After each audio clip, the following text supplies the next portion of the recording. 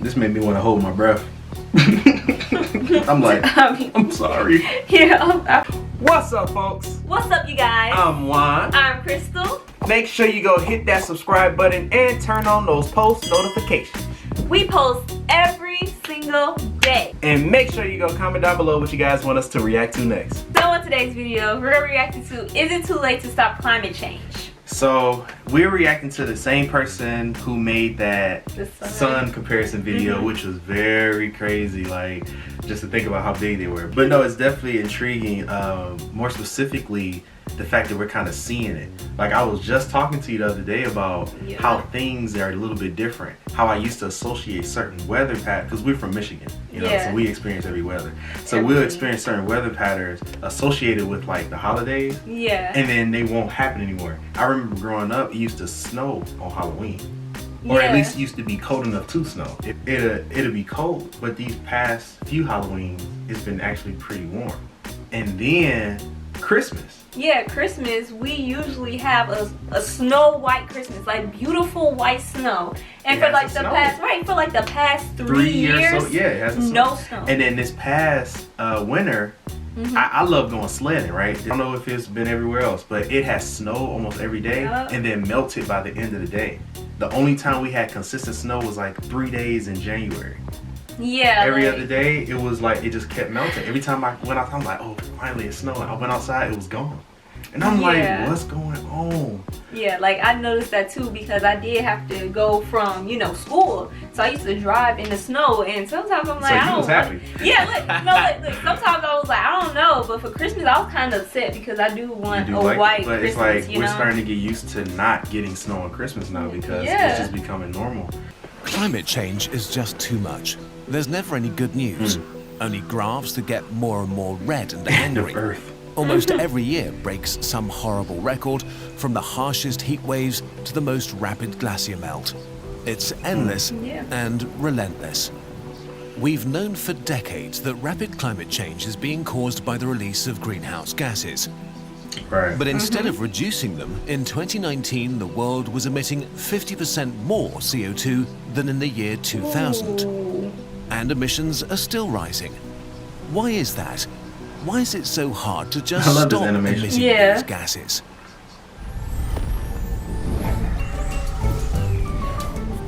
Oh, this is cool. You should make a cartoon or something. This is a cartoon. Our collective CO2 emissions can be expressed as a product of 4 factors and their relationship with each other. 2 of them explain why worldwide CO2 emissions are still rising, and 2 explain how we can stop that. Population size, economic growth, energy intensity, and emissions per energy unit produced. Number 1, population size. People need food, homes, and clothing, and they demand luxury products from iPhones to $1 cheeseburgers. More people, higher CO2 emissions. It's a very simple equation. The global population is growing, and according to the UN, it will level off at about 11 billion in 2100, which is 40% more than today. The only way to slow down this growth is investment in healthcare and access to contraception and education in developing countries. But even with massive investment, it will take a few decades for the effects of lower birth rates to manifest themselves. So the global population will keep growing for the foreseeable future, and as a consequence, global CO2 emissions will rise over the next few decades.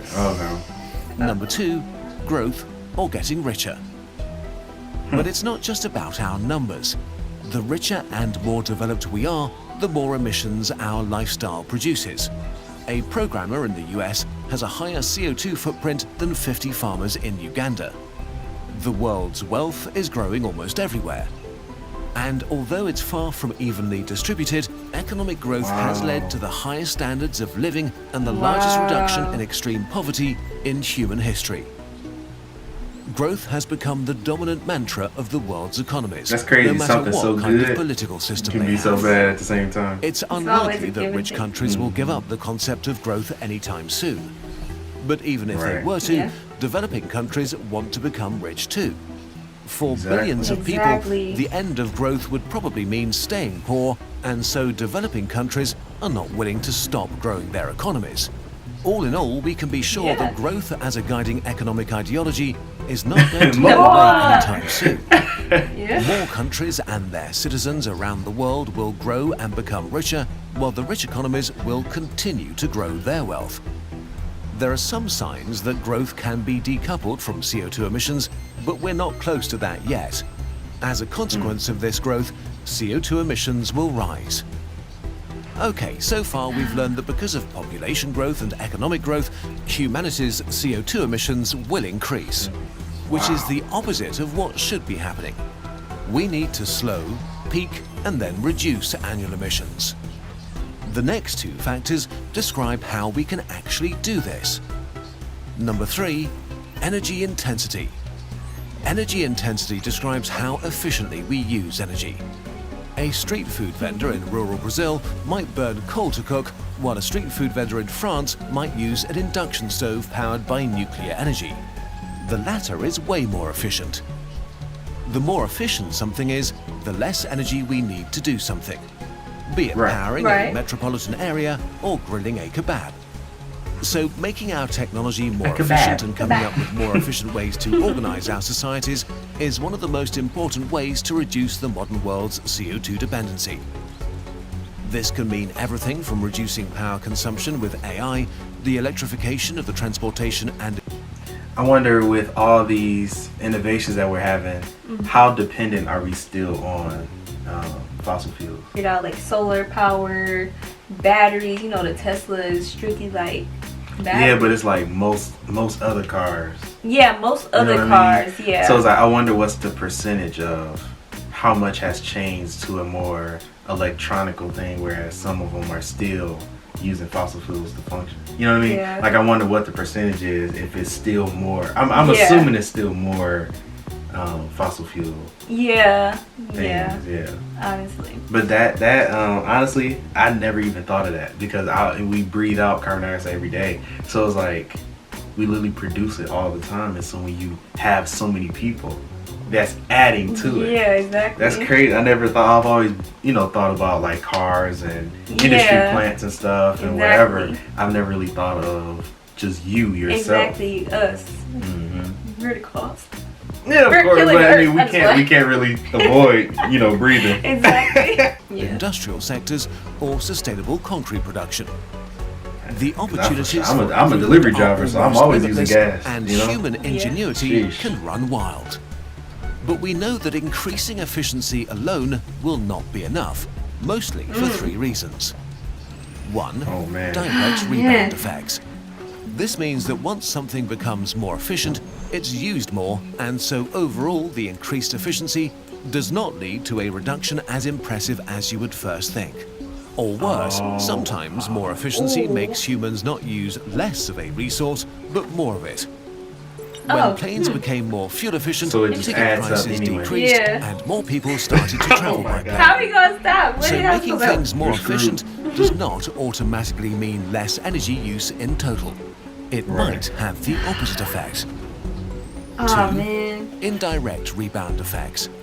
Sometimes when you save money on a thing that's become more efficient, you might spend it elsewhere. For example, if you buy a more fuel-efficient car, you save money on fuel and end up with extra funds in your bank account that you might spend on a vacation and take a flight with. Right. You're So so right. in the end, you might actually emit more CO2 despite getting a more efficient car. Okay. 3. Dang it. And lastly, the more you optimize for efficiency, the harder and more expensive it becomes to get more efficient. So over time, the return on investment slows down. And with many technologies, we are already pretty efficient. But regardless of how efficient we make our economies, as long as we need at least some energy, we will have emissions. Efficiency alone won't create a zero-carbon world. This brings us to our last factor. Number 4, CO2 emissions per energy unit used, or our global carbon footprint. Humanity's global carbon footprint is the CO2 released per energy unit generated. For example, coal plants release much more CO2 than solar power per unit of energy. This relationship is crystal clear. The more fossil fuels we burn, the higher our CO2 output. Fossil fuels are the greatest lever humanity has right now. Of course, it's impossible to shut down coal and oil overnight without throwing society into chaos. But the reality is that we're not doing nearly enough to keep fossil fuels in the ground and use lower carbon alternatives. We need to do two things to speed the transition away from fossil fuels. First, we need to use the real leverage we have today with today's technology. There are a lot of things we can do extremely quickly. We can leave nuclear power plants online longer. We can cut subsidies to the fossil fuel industry and funnel them into renewables. We can price carbon emissions harshly and increase the price each year to create strong incentives for the world's industries to transition. We can enforce strict standards for energy efficiency and for any type of new construction. We can phase out fossil fuel vehicles. Next, we also need to invent new and better technology. Without new technologies and innovation, it will be impossible to achieve a zero CO2 emission world, be it from technologies like carbon capture or a new generation of nuclear power plants to new batteries that revolutionize the energy storage from renewables. But innovation takes time, years and decades, and we don't have this time. Every year we keep adding more carbon to the atmosphere. This means we can't keep relying on innovation alone. This made me want to hold my breath. I'm like, I'm sorry. Yeah, as fossil fuel we burn over the next few years, the more time we give innovation to catch up. The more low carbon energy infrastructure we build today, the more we can compensate for economic growth and the people born today. The more coal power plants in construction we stop from being finished, the more CO2 we save. Neither innovation nor the alternatives we're using today alone can solve rapid climate change. But innovation, together with a decisive move away from fossil fuels where it's possible today, could do it.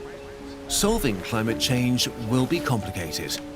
We have to account for the needs of billions of people and the reality that right now, society runs mostly on fossil fuels.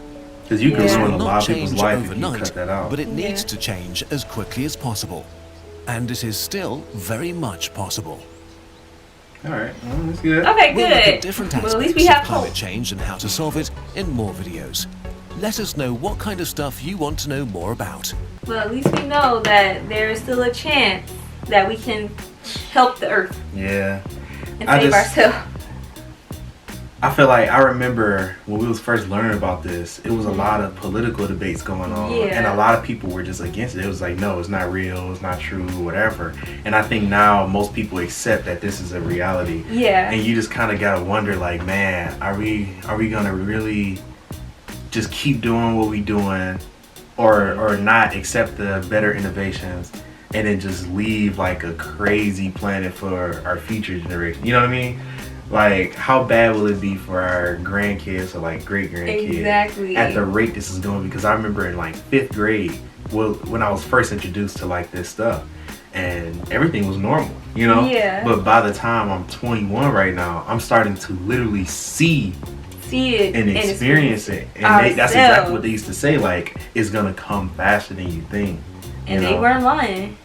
You know, and they were not lying. Like, it's crazy. Comment down below what you guys want us to react to next, and make sure you hit that subscribe button. It's free, baby. Just click the button. Sorry, we won't tell nobody.